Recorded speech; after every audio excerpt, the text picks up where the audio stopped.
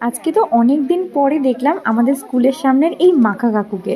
যখন আমরা স্কুলে পড়তাম তখন আমরা ডেইলি স্কুল ছুটির পরে এই মাখা কাকুর থেকে কিন্তু পেয়ারা মাখা, কুল মাখা যা যখন যেটা থাকতো সেটা অবশ্যই নিতাম।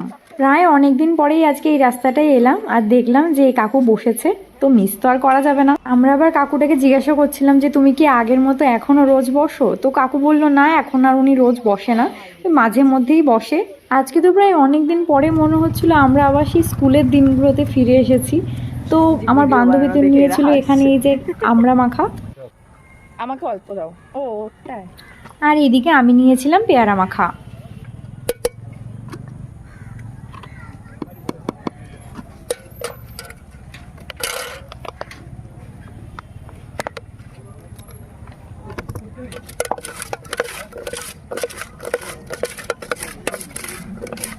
আগে যখন আমরা স্কুলে পড়তাম, স্কুল ছুটির পরে এখানে ভীষণ ভিড় হতো।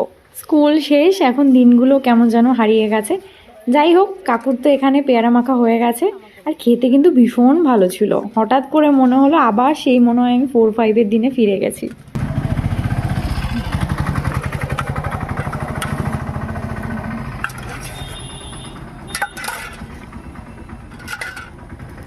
আমরা কাম